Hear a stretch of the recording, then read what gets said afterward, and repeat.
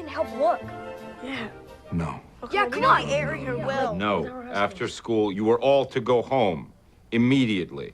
That means no biking around looking for your friend, no investigating, no nonsense. This isn't some Lord of the Rings book. The Hobbit. Shut up. Hey, stop it. Stop. Ow. Hey. Do I make myself clear?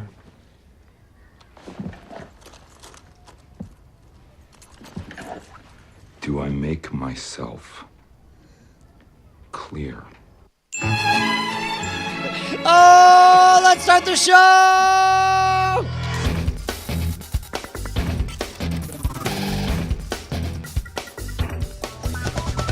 Welcome to Cordkillers, our mission to report the intel from the front lines of the cord-cutting revolution so you can watch what you love, when you want, where you want, on whatever damn device you choose. I'm Tom Merritt. Hey man, I'm Brian Brushwood, but more importantly, that was a note-for-note perfect replication of Always Sunny in Philadelphia's beats for their cold opens. Oh, yeah. Dude, it was right on the money. Yeah. Just If type you were in... listening on audio, you actually got the better experience this time because all you hear are the beats. If you don't see the Stranger Things kids, you could think that must have been an Always Sunny introduction. Yeah, no, absolutely. Anyway, dude, I'm so excited about this week. It's good to be back home. Just got back off of a vacation. Spent 5 days doing the beach every day. He's tanned. He's rested. He's ready for our guest, Andrew Zarian from GFQ Network. Oh my God. Dude, I have not been on since April of last year. This is amazing. you're I'm breaking glad you my guys heart. don't hate me. You're That we breaking have my heart. Let's not let it be this long till the next time you're back. Yeah. By the way, guys, if you don't hear I from love us the or show. Jackie faster, just show up. Yeah. Just show up for the show. Next time, I'm just Seriously. going to Skype in randomly at like Yeah. 7:20. Don't In the tempt evening us. on a Monday. Don't tempt us because we will take you up on that offer, Yeah, sir. we'll totally do that. Guys, thank you for having we've me. got This is lots one of my of favorite good- podcasts in the world. So Oh, well, thank you. We have got a lot of good cord cutting news to talk to you about, starting with our primary target. It's over, folks. It's all over but the counting. There's 2 studies out that show that basically cord cutting is in fact happening. SNL Kagan forecast that cable revenue will drop by 4.7% by 2026 from $57.7 billion to $55 billion. Basic video subscriptions, basic video, not total subscriptions, are projected to drop from about 53 million to 45.4 million. Cable prices will continue to rise to try to make up the shortfall. Revenue per user is going to go from $90.84 to $100.02 per person. Net advertising revenue is expected to still grow at 4.3% compound annual growth rate. They estimate a total loss of 812,000 subs this quarter, down 1.4 million year over year. The cable companies are going to be fine because their ISP business is booming.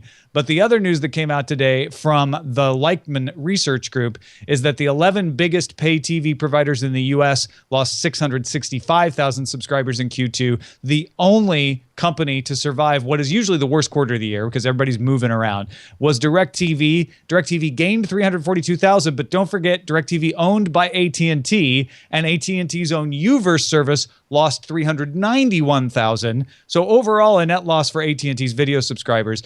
This is always a bad quarter, but it has continually been losing subscriptions every year. And Brian, am I going too far when I say like this is it? It's going to be a slow decline, but traditional pay TV is on the decline. Well, this is the counterintuitive part of all that because those numbers are objectively bad. That's a massive loss in an industry that's accustomed to growth year over year. We're seeing a decline year over year, and we're seeing that solidify and so on. But strangely, these results are pleasing to Wall Street because it means that what is obviously coming is going to happen very, very slowly, and they'll have 10 full years, and they'll only be dropping $8 billion out of their 55 or 50 or 62 or whatever. Strangely, I think it's actually bodes well for the cable companies. And Andrew, they're making $11 billion in broadband extra revenue to make up for that $2.7 billion drop in cable TV. So maybe they don't even care. you know, I'll tell you.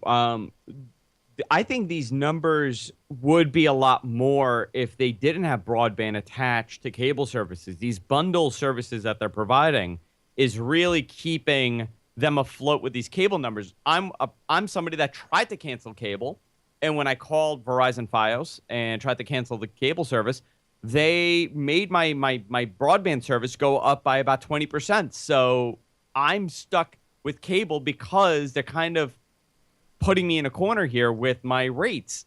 I do see a tremendous drop. I mean, year over year, we're going to see more of this. But I do think these numbers are going to kind of flatline for a little bit, and with people dropping their subscription. They're going to be doing a lot more. Like Verizon is now planning an internet-only service that they're discussing. I think a lot of these companies are doing this. At one point, I do believe they're going to give away cable service with broadband.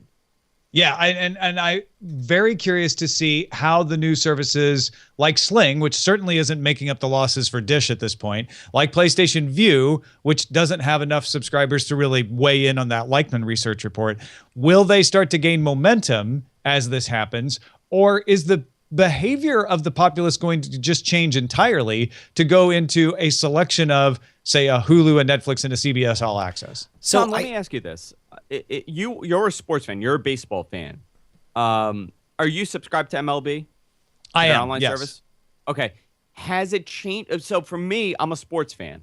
I am stuck with cable because I like to watch my live sports, obviously, but I also like to see it in, real frame rate, in cable quality frame rate. Do you think when MLB has gone 60 frames a second, but when NFL and all these other services start adapting this higher frame rate and more bandwidth, do you think that's going to take away from cable? Because for me, I want to watch football this year, and unfortunately, I can't get really good service. I can't get really good quality when I'm watching it on the internet compared to watching it over my cable provider. It's an interesting question. I want to hold some of the answer until Signals Intelligence, because we're going to talk about BAMTech, Major League Baseball Advanced Media, and ESPN. So we'll remember this part of the conversation when we get there. But I don't notice, and maybe I'm just a Philistine, I don't notice that much of a difference between what I used to see on DirecTV and what I see on my, and admittedly, I have a fiber connection going to my Apple TV or my Roku. In fact, if I had to say, maybe the Apple TV does a little bit better on the streaming. What happens is occasionally the stream will pause if it's buffering for some reason, but the quality of the video itself looks great to me. Okay. Because I'm one of these people that sees the quality difference when I'm watching sports. Now, MLB is DirecTV used to compress their signal so much that it always looked better to me when I was actually streaming real HD. Yeah, and that's interesting. I mean, with Verizon Fios, for me, it always looked unbelievable. But I did subscribe to MLB this year, and watching it on MLB at like 5 megabits a second and 60 frames per second, it looked unbelievable, and it was enough for me to say, if the NFL takes this approach and, the WWE Network takes this approach, there's no reason for me to have cable. Well, and that brings me back to this question of, do we see more people deciding like, well, all I care about are 2 sports leagues and the shows that I can get on Hulu and Netflix. And honestly, I don't really, if I miss a few other shows, I'll just buy them. Or do people want a PlayStation Vue replacement for traditional cable? I am looking for a reason to abandon cable, or at least drop what I have and just stick to bare minimum.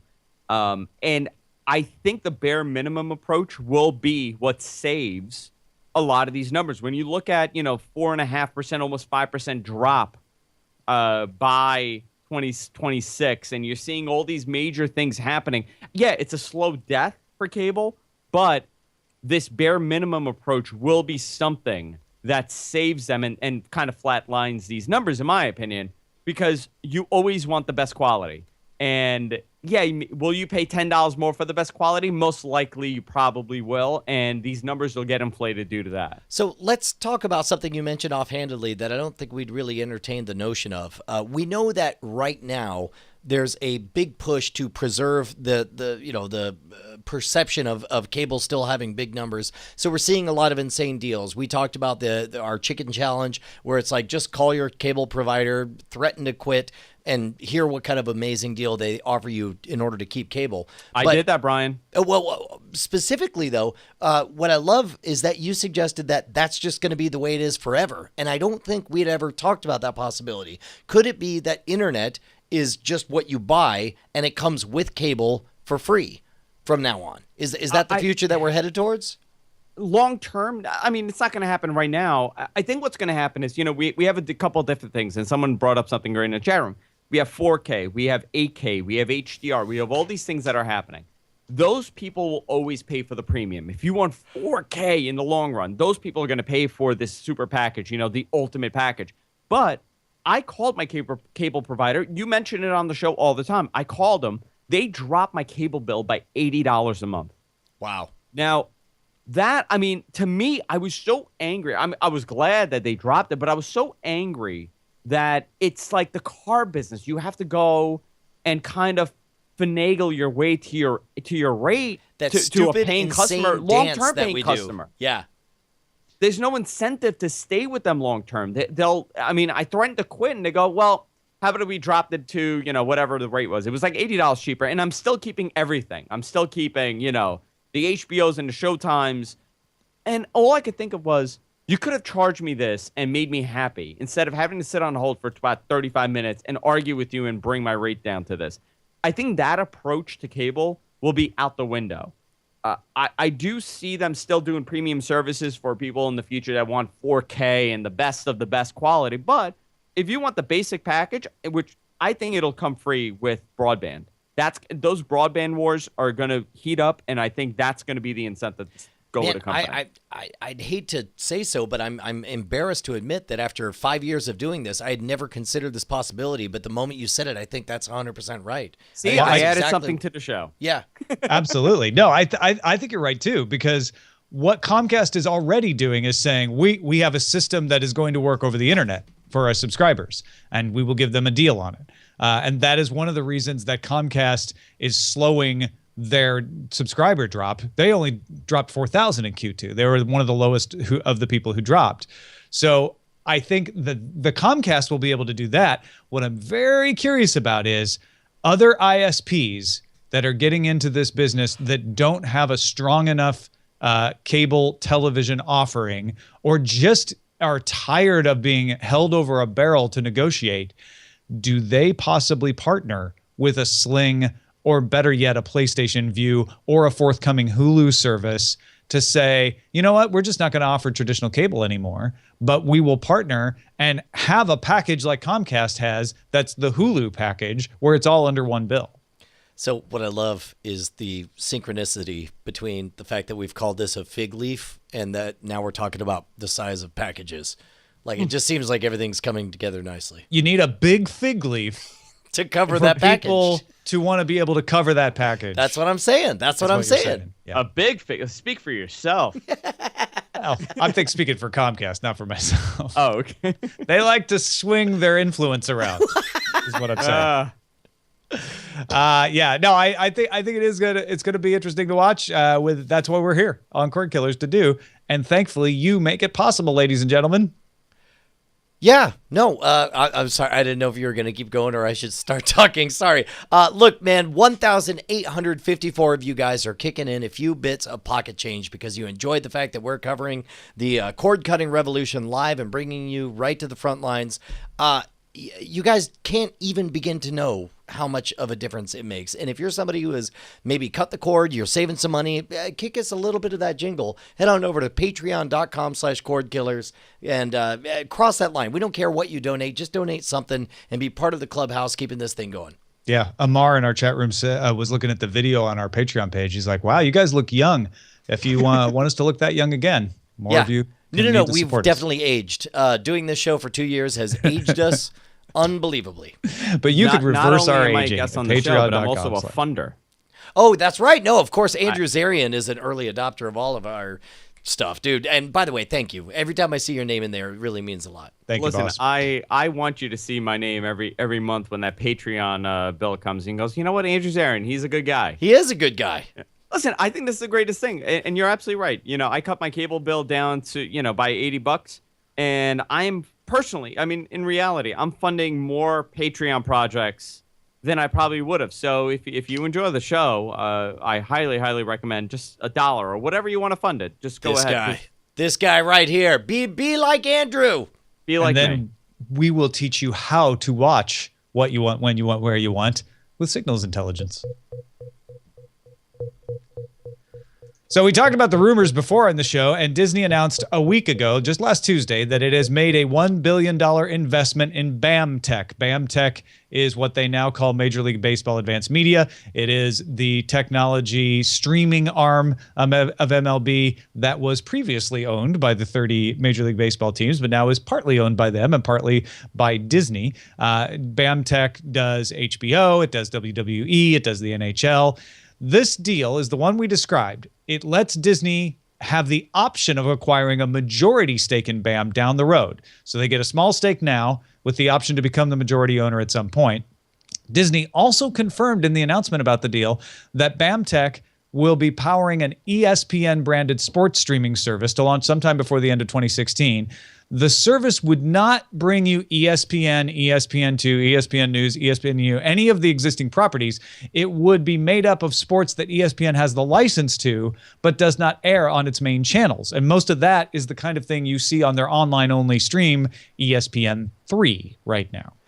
Yeah, that's one of those things that sounds super counterintuitive. In fact, there's a number of headlines touting, ESPN going live online, but not showing any of the stuff that you want to see on ESPN. But on the flip side, given the dance, and ESPN is in a very delicate position insofar as, their big payday comes from the cable networks. They have to make very small, lagging, incremental moves in order to make this transition to online. And this is a good way for them to take, essentially, to maximize their total output bandwidth. If they have the rights to things, but it doesn't make sense to use some of that highly valuable real estate that for the cable broadcast, this is a perfect solution for it. I think it's a smart play all around. I think it's interesting that Disney's investing with them because there's been some rumors. You mentioned WWE Network. There's been rumors that Disney's a little interested in acquiring the WWE. What BAMTech is doing with the MLB stream is unbelievable. I mean, it's quite impressive considering the infancy of network streaming that we have right now. You guys have been doing this show for a couple of years, but in reality, it's really in the early days of high-quality streaming. I think it's a smart get by Disney. I don't know what the long-term project would be. The way BAMTech's infrastructure and their back-end network, I have a friend that works for them, and I know it is probably the best of the best of live streaming, live content streaming. ESPN, on the other hand, it's going to be quite a transition for them, because they've not done so great with that internet streaming mentality. Well, and right now, as I always remind people, you can get all of ESPN for $20 a month. You just buy the orange pack on Sling TV. But nobody markets that way because ESPN is a little nervous about you thinking of it that way. So I'm very curious what they're going to price this hobbled version of ESPN, which is basically like pay to get ESPN3 if you don't already subscribe to something that gives you access to it through your ESPN package on Watch ESPN. Andrew, I mean, as a sports fan, is there anything in there that would compel you to pay any amount of money? And I'm curious what amount of money that might be.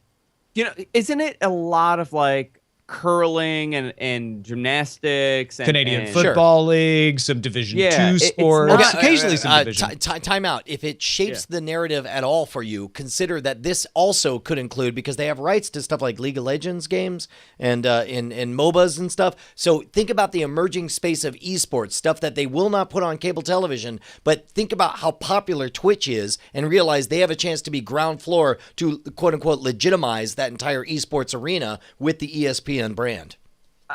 To me, as someone that, I'm not this hardcore sports. I enjoy sports. I watch it. I'm a big Mets fan. But for me, their online platform for ESPN has been really lackluster. I'm not so into NCAA, Division II or whatever, sports.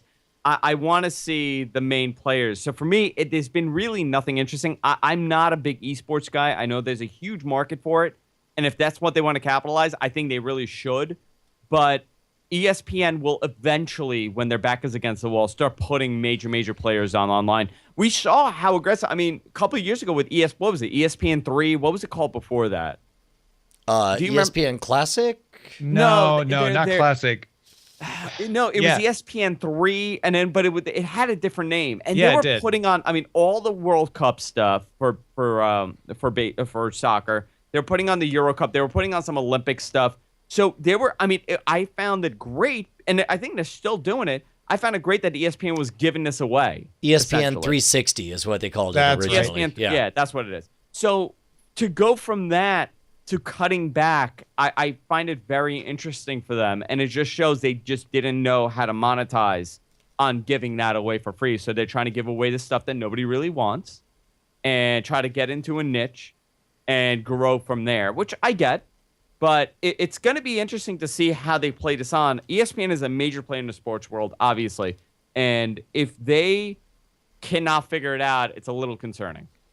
Well, and I wonder if that's why Disney is taking the two-step model to acquiring BAMTech. They're obviously hedging their bets. I think it is pretty clear that even if you can't figure ESPN out, you want to own BAMTech. They are the premier way of distributing things. You want to be taking money from Time Warner for HBO Now, from the WWE, from the NHL, from everybody else who can benefit from what is often considered the premier place to do back-end streaming on the internet. Why wouldn't Disney want to get into that? But I guess it's in case they just want to back away from digital streaming, which seems unthinkable to me that they would. But if they can't make ESPN work that way, perhaps they would rather leave that to other people rather than have the conflict of interest of providing the streaming backend for their competitors. I just to touch on this one more time. There's two reasons why I see ESPN. Two issues here. Number one, I think Disney wants to get into BAMTech because of the great infrastructure that they have, obviously, and the fact that they're able to do sports broadcasts with MLB, and it looks unbelievable. It looks network quality. Two, I wonder how much of a conflict of interest it'll be for the networks that rely on BAMTech that are not part of that ABC Disney property. If you're part of NBC Universal or you're part of some Fox and you're incorporating, the BAMTech infrastructure, I wonder how that's going to play a part in negotiating when the contract is up. No, it's a fair question. I mean, studios operate this way with television programs. Disney Studios makes programs for CBS and NBC and other networks. So it could work that way, or it might not.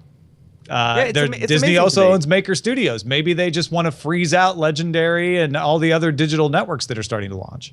It's so different, right? When you think about the internet, like we use Diamond Club as our back end for our live stream. And Diamond Club's a different network, and you guys do something else. But GFQ's part of that network, and we don't look at it as competition. We're on the very lower end of these networks. But I'm curious to see if they're going to have some sort of mentality where it's like, oh yeah, it's Disney that owns the property. Who cares? We're going to use their back end, instead of thinking like, oh crap, it's Disney. We don't want to deal with them. Now another company that's getting into the back end is Microsoft. That is the story in our Gear Up segment.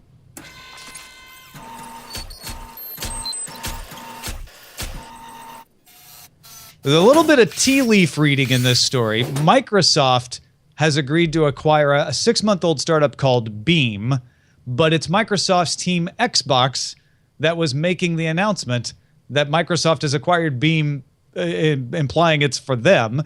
Beam provides live streaming, mostly to video game streamers, in close to real time. So unlike services like Twitch and YouTube that can have up to a 10-second lag, Beam prioritizes being able to interact in real time with your audience. And we've got the right two people to talk about this here with two people who want to do live streaming that interact in real time with their audience, Brian. Yeah, no, this was a huge deal when we started up Diamond Club because part of the reason that we are where we are now is because we had been relying on Justin.tv and Ustream.tv, but all of them switched to bandwidth-friendlier systems that are smarter, but have longer delay, that buffer time. And all of our programs rely so much with interaction with the audience that 30-second lag, and you see this, of course, on YouTube as well, is just deadly if there's any kind of back and forth between you and your audience. Strangely, Twitch TV seems to have navigated it okay. Basically, most of their higher end streamers, they have a different setup that allows them for a lower latency connection between them and their audience. But here at Diamond Club TV, the fabulous Sergeant Muffin put together his own CDN that runs on Amazon servers on our behalf, and we're able to have a very low. For example, right now, I'm going to clap. Everybody type the word clap. We'll see how long it takes for everybody to type that. Where through 2, 3, 4, 3.5 seconds. Three and a half second, right? So a very, very small, low latency connection. There's a value to this, and I've been kind of agog watching everybody move to these higher latency connections. And knowing that there's a company, number one, that exists to reverse the trend, number two, that is being bought by Microsoft is nothing but good news, because it means more opportunities for direct up-to-the-minute interaction between host and the audience. Yeah, we rely on Sergeant Muffin and his brilliance. Actually, here at GFQ, we use the player, and we use the server from you guys, and it's He really has created something amazing, and the latency alone. And I know a little something about this because we were relying on services like. By the way, my wife is messaging me right now, and she's laughing at the name Sergeant Muffin. She's texting me. She goes, Sergeant Muffin, and she's losing her mind. He's the top, right? Yeah. Sergeant Muffin goes, top. That would be my name if I was in the military. That's what she just wrote to me. So when we, with the service that he's created and how it's so real, close to as real time as possible. I know a little about this. I think the problem is that a lot of these services went from Flash, and when we were using Flash, it was it was more real time than going to HTML5, and that's been a coherent problem with HTML5. I think for Microsoft, this is interesting that they want to get into this game and they want to kind of compete with Twitch rather than embracing Twitch. I don't know what Beam's user base is. I don't know how many people are using the service. I'm going to talk to Paul more about this tomorrow, but I'm curious to see how this impacts the service and more people use it, and if it, Microsoft is less friendly with Twitch into embracing what they're doing. I don't know anybody that actually uses Beam. I don't know if you know anybody, Brian or Tom, that No, uses Beam, not yet. I mean, to be honest, the only reason this is on our radar is because Microsoft threw money at it.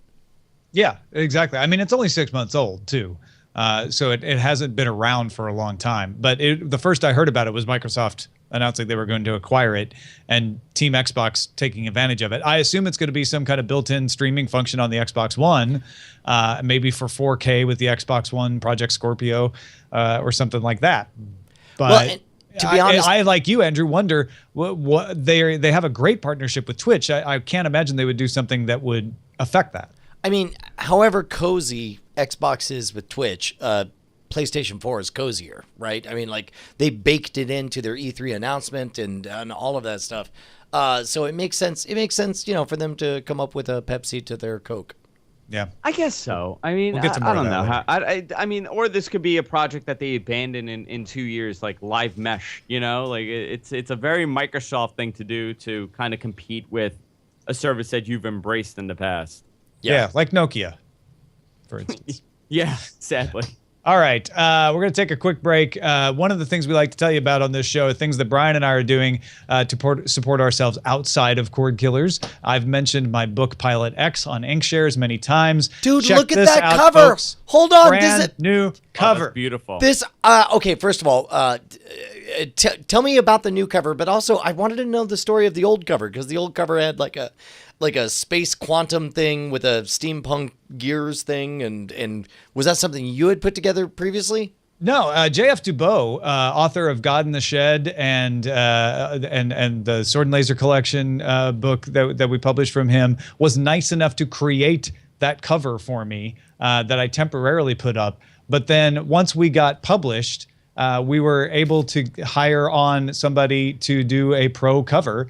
And they've been Dude, it looks killing it. dope. Like there are 5 that's different versions beautiful. that are all just as good. This isn't the final version, but the CEO of Inkshares, Adam, loved it so much he just went ahead and put it up there for people to see. It's got this awesome Art Deco timeless feel to it. Like this might as well be, one of the best science fiction novels from 1923 or whatever. It looks amazing. And by the way, I want to get you over 1,000. Right now you're what? 843 pre-orders. Let's get you over 1,000, Tom.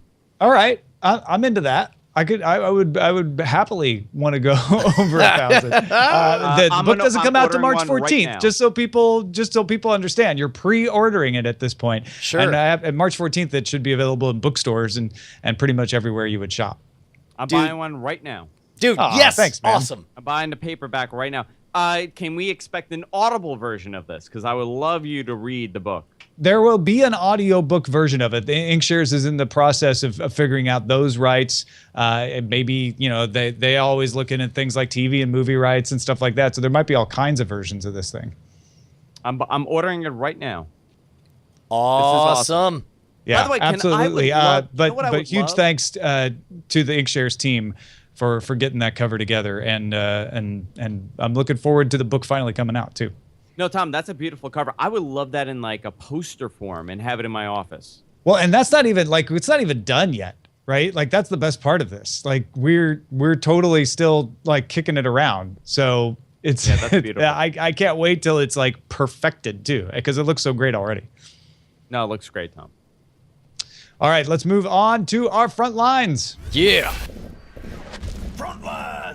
New York Times says Twitter is in talks to bring an app to Apple TV. Now, I don't know what the talks would entail. I guess it's maybe getting some Apple promotion or placement or being able to do some fancy things.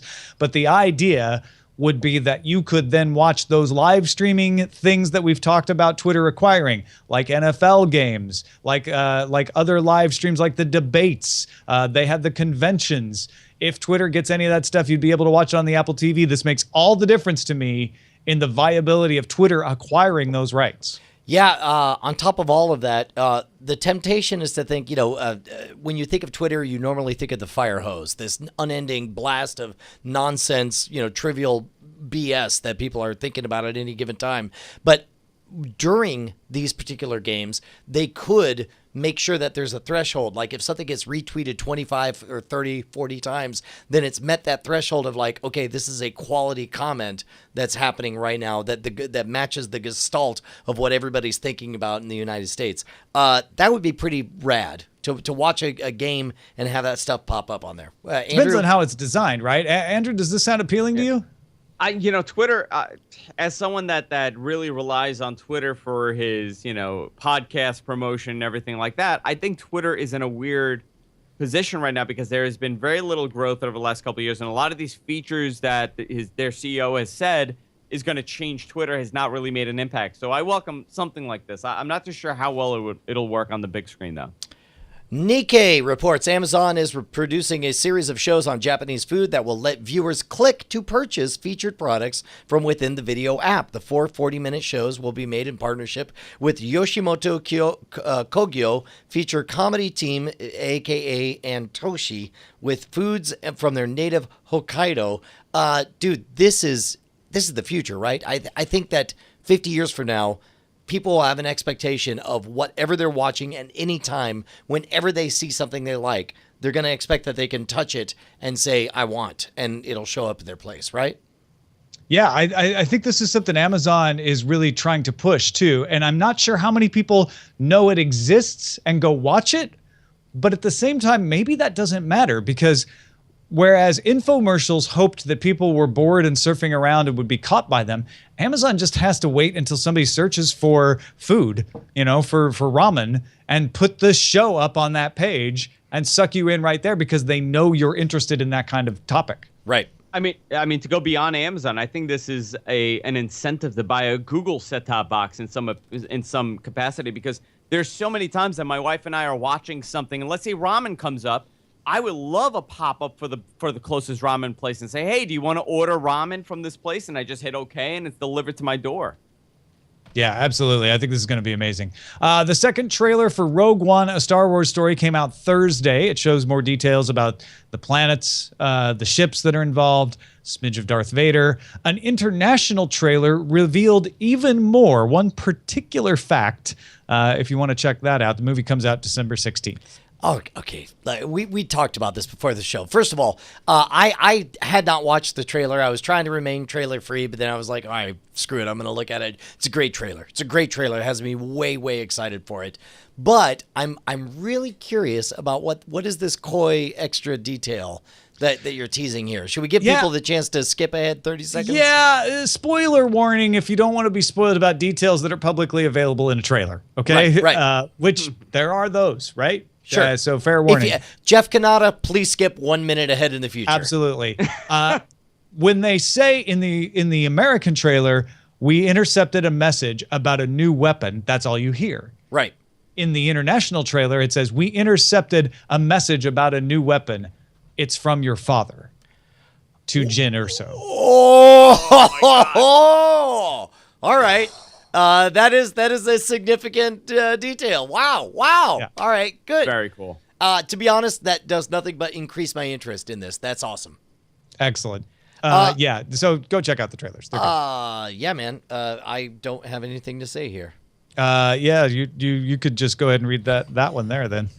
A startup called Symphony AM, which claims to track Netflix ratings, says 8.2 million people watched Stranger Things in the first 16 days, making it the third most popular recent release behind Fuller House and Orange is the New Black, ahead of House of Cards and everything else. Netflix does not believe Symphony AM's data is accurate. Symphony pays people to install an app on their phones and laptops, which monitors what they watch, in part using the phone's microphone to recognize what's on TV.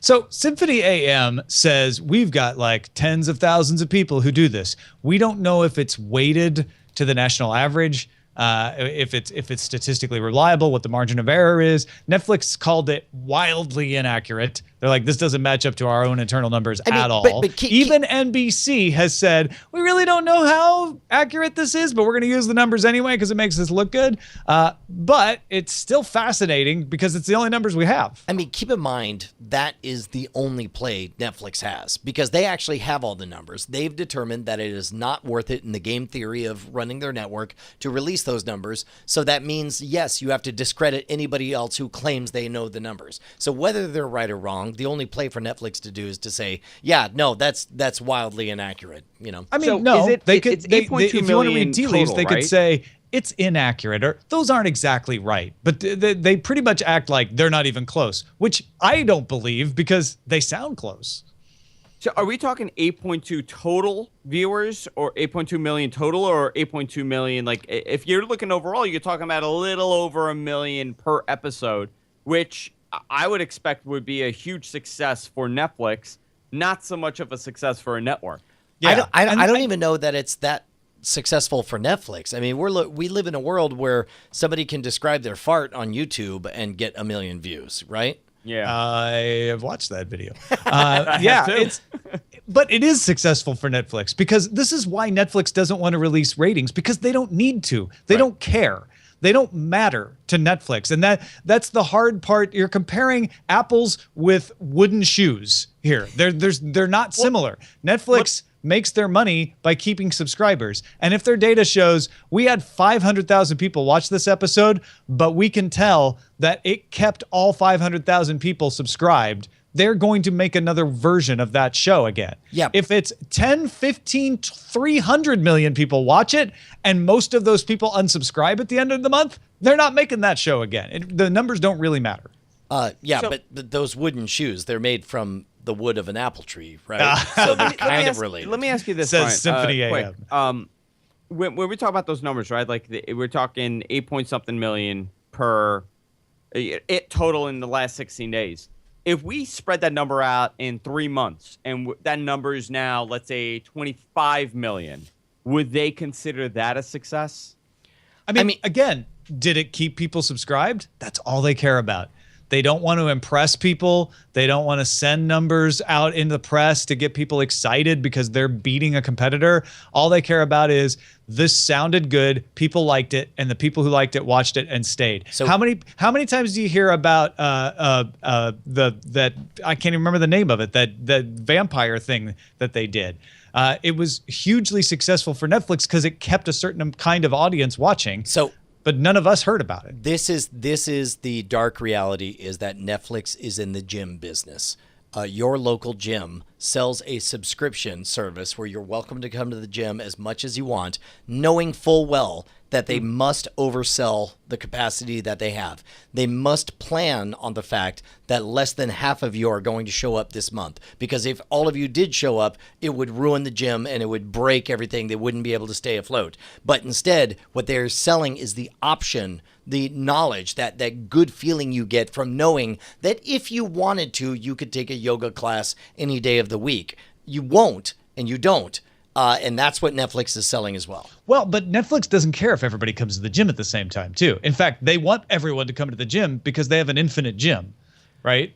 So there's a little extra thing that they can do there as well. They do have an inherent cost in that if everybody shows up to watch certain stuff, they have to pay the licensing rights on a per view basis for that stuff.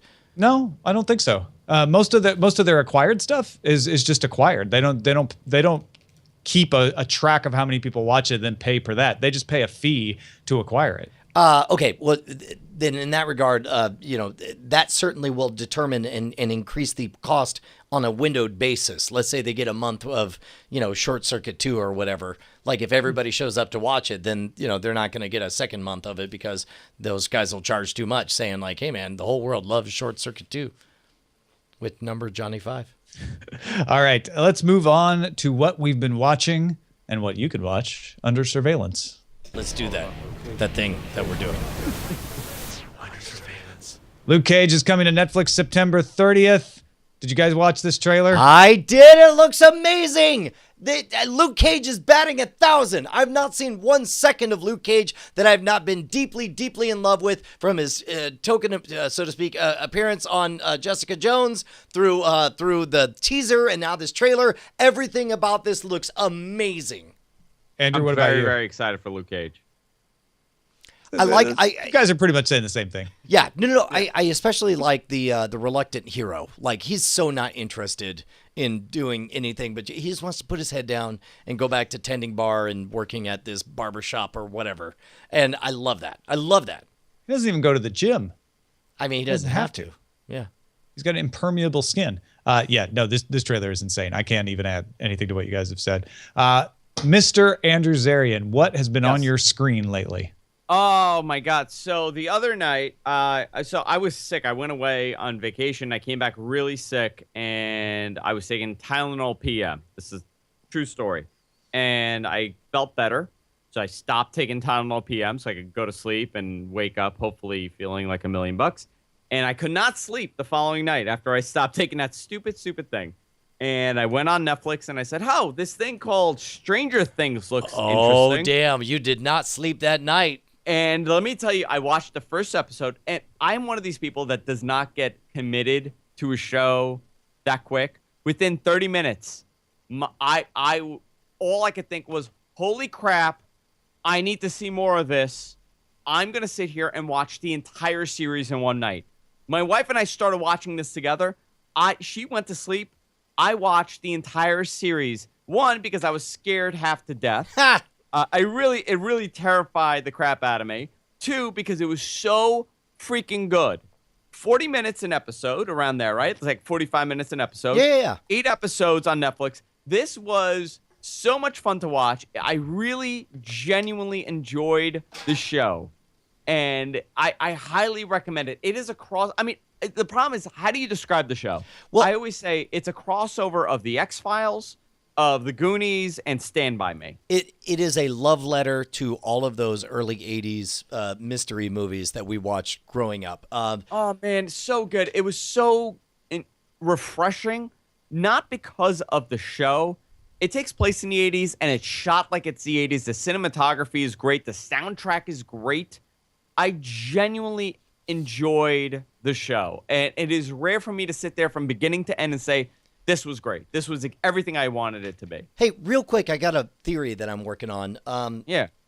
I think the last half is so much better than the first half. I think by episode 5, you get to the end of exposition and of all, you get answers. And then after episode 5, it's nothing but, okay, all the chess pieces are on the table. There's no new pieces. How do we play this game? What's the end game here? Like the weakest character in the first couple of episodes, I thought was the chief, but by the end, he's my favorite person on the planet. Okay, so I had a theory that the first half of that show was intended to be sold to a network. Interesting. Okay, that's my theory. And then the second half, they just didn't give a crap, and they're like, "No, we're gonna tell the story that we want to tell." I did have a problem with the finish, as they say in the wrestling business. I had a problem with the finish of the storyline for the first season because I feel like the last episode was rushed. There's a lot that happens, but I loved it. I loved everything about that last episode, especially watching it a second time. Yeah, and we're careful about spoilers here. I'm gonna rewatch it because my wife is watching it, and she just texted me. She goes, "I had to mute the show. I don't want to hear anything about Stranger Things. I don't want you to give it away. We're not gonna give away anything, but I did have an issue with the last 20 minutes of that show." But I do think it's leading to a second season. And the fact that it was shot and they did not care and they shot this like an 80s show, really, I mean, it spoke to me. It was absolutely what I wanted it to be. Yeah, I was the opposite of Brian on one thing, which I liked the first half better than the second half. Wow. But I also agreed that the Chief definitely got better in the second half. Yeah. And I wasn't sure I loved him at the first. But, I mean, to me, that's like... I liked the first part of the chocolate cake better than the last part of the chocolate cake, but it was still chocolate cake all the way through, and I enjoyed it absolutely. Sure. Yeah. So Brian, you rewatched it again? Yeah, Bonnie was watching it, and we were on vacation, so we had a couple hours every night to watch it, and I really enjoyed watching it a second time. It was really, really good. Also, finally watched Mr. Robot 206 that everyone was talking about. Finally watched the Preacher finale, Justified, and a little bit of the Olympics, but not a lot. What are the Olympics? How did you watch the Olympics? More than what did you watch? I mean, I watched whatever my uncle's, Uverse. Oh, okay. So you were just watching. I thought it was like I watched the Olympics drinking, a bottle of rosé and in my bathrobe. I wish. That's how I watch synchronized swimming. Of course. Well, you have to have different apparel and drinks. It depends on what you're watching. You're watching skeet shooting. It's bourbon and a tweed jacket. If you're watching synchronized swimming, obviously it's a different outfit. By the way, I also watched the first episode of The Get Down, largely because I saw that you had watched it, and I've got a lot to say about it. All right, we'll talk about that in spoiler in time. I watched the Get Down 101 as well. The short version, I guess, on the Get Down, Brian, is wow, a lot of things going on there. Yeah. Okay. This is not a spoiler. I suspect I will love it. I love the characters. I love the actings. There's part of it that I think is very, very strong. But boy, is it a mishmash of collage of stylistic stuff. It's like, here's some file footage that's actual film grain on it. Here's faux film grain because we're trying to be serious. All of a sudden we drop the film grain. Also, here's a really crappy ass explosion that looks like it belongs on the Sci-Fi Network with bad CGI. It's like we'll talk about it in spoiler in time. Yeah, absolutely. I watched pretty much the same things you guys did, and I will add into that Angie Tribeca season finale, which I've been raving about. I think Angie Tribeca is something I'm really sorry I didn't catch from the beginning. It's stupid, but it's funny. And through PlayStation Vue, which is starting to make me think PlayStation Vue is the better option over Sling TV, I was able to not only watch Angie Tribeca on the cloud DVR very easily with no bugs, but I also have been logging into the NBC Sports app to watch the Olympics. And my favorite thing to do is to just turn on the gold zone in their app, which just automatically takes you from event to event throughout the day as they get to crucial moments or award-winning parts. And you just get to see this range of water polo, team handball, shooting, like crazy stuff. But you don't get bored sitting there watching something forever. You're always moving from sport to sport. To me, that's one of the things I've always loved about the Olympics since I was a kid, was just seeing all these different people from around the world competing in these sports that you never get to see otherwise. Yeah. What you been on the lookout for, Bryce? Hey, I got a kind of an unconventional pick this week. It is the 1975 Beats One live in LA. This is a live mini concert that Apple Music is streaming out on their service. I was going to say Beats One launched a lot later than 1975. Yes. And so if you don't keep up, the 1975 is kind of a top 40 sort of rock pop band out of England right now.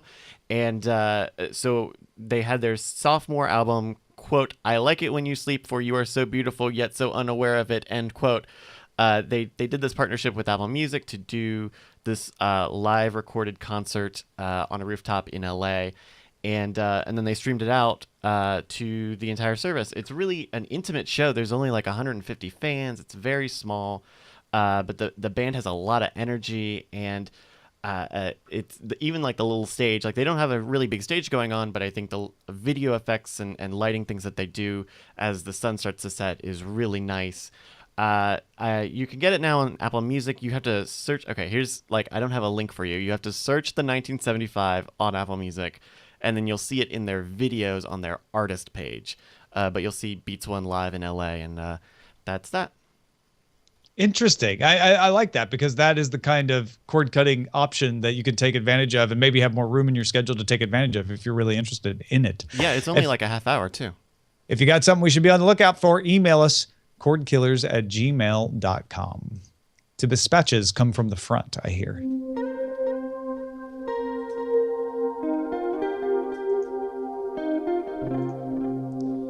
Clyde, who some of you may know as Poodle Puncher, at least on Twitter, wrote, "A few weeks back, you guys did me a huge, about 7 U's, huge favor by relaying my call for help with starting a streaming hardware show. Well, the community responded, and the VOD Squad Love that was name. born. We will be streaming our first episode this Wednesday at 9 p.m. Central Standard Time. Come check us out on diamondclub.tv. He says, thanks again for everything you do for the community. I can only hope to someday have bosses as awesome as yours." That is awesome. Dave writes in saying he enjoys the podcast. For me, so-called skinny bundles are a non-starter because they include channels I have no interest in. I can pick the channels in the bundle so I get only the channels I want. Then maybe we cut the cord over a year ago and are now very selective about what we watch. For us, the paradigm has shifted and the old traditional model is dead. The new way is far superior. No commercials, binging entire seasons, no long contracts, more reliable equipment, and lower cost rules. Skinny bundles, as currently implemented, are just not going to make us interested in the services that offer them. Dave likes the control. A different Dave Easter, said, "I'd like to recommend a show called Brain Dead. It's a goofy little show about alien space bugs that eat brains and are trying to take over the District of Columbia. It stars Mary Elizabeth Winstead of 10 Cloverfield Lane. Seems like a show that could be on Sci-Fi, not CBS, but it is on CBS, and it's also streaming on Amazon Prime." Now, Dave says this is the first time I've seen a primetime show available on Amazon Prime, but if you remember, Under the Dome, which was a CBS show, did exactly the same thing. Yeah. It's a summer TV replacement schedule trick that CBS has been doing. Anyway, Dave says, check it out. It's one of the best parts of the show is the musical previously on before each episode. Part of the reason this one caught my eye was because hanging out with my aunt and uncle, they were talking about the show, and what they love about it is it's a theatrical conceit that gives an excuse to create highly polarized versions of the political debates happening in America. So it's like if you go to bed like a moderate Republican, you wake up after the bugs have scrambled your brains into, Trump 2.0, You're like the most extreme of the extreme. Exactly, which I thought was really interesting. And here's an email from Andy. He thought that they had killed the cord for good, but last week it was revived. When they went off cable, they added Hulu, CBS All Access, also started buying some TV episodes. All that added up to about $25 a month in costs they didn't have while they were on cable. So here's the trick AT&T used to get them back. They offer DirecTV for $50 a month, only a $25 increase after they cancel those subscriptions, guaranteed for the entire 2-year contract, a $200 reward card, and now they get unlimited data on their AT&T cell phone service, which is a very clever ploy. The cool thing was they didn't even have to wait until the dish gets installed to start authenticating apps. So basically, the moment they signed it, they were able to start using all of the online stuff. That was all working the same day they called into order. Andy's kind of considering calling and asking if they could just indefinitely delay actually installing the satellite dish, which again goes back to this whole fig leaf idea, this virtual cable network. They just want a login to get to all the acts. And then I told you, that's what they're going to do. That's how they're going to keep the people. That's how they're going to keep their subscriber package. I mean, the fact that they're giving away an unlimited cell phone service, an unlimited LTE service, speaks volumes. Yeah, it's huge. Scott in Connecticut said, hey guys, check out this Harris poll on brand recognition, etc. Netflix is the strongest brand in their estimation at number 1, followed by Amazon Prime Instant Video. Hulu is number 5. Oh, RC Cola, how far you've come. And of course, that's a reference to the fact for half a decade we've called Amazon Prime the RC Cola of the Cola Wars. That's amazing because it really was. 5 years ago, it was Netflix and Hulu and the rest. And now it's all changed. And Amazon Prime is Pepsi now, and Hulu Plus is Vess.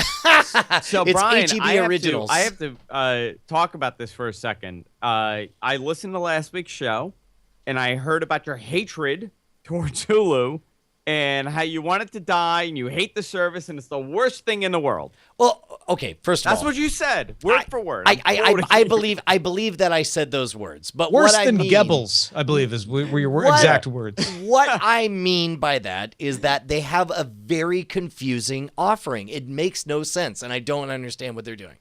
Okay, so I was in the same boat as you. I absolutely disliked Hulu. I was paying for Hulu Plus. I didn't know what I was getting, and the way that I was reminded that I still had Hulu Plus is when my credit card number changed, or if I lost my number, or my credit card got number expired or whatever, and I would get that email saying, "Hey, we couldn't process your payment." I did not care for Hulu until they ran the ad-free model for $11.99 a month. Hulu is all I watch now. That is my number one platform that I watch content on. It's this bizarro universe, and I tell people this, and they don't believe me. They think I'm out of my mind. I have totally changed my opinion on Hulu. It seriously is the only platform that I watch. I watch it way more. Probably 80% is Hulu, 20% is Netflix, and then whatever else that I'm watching. Wow.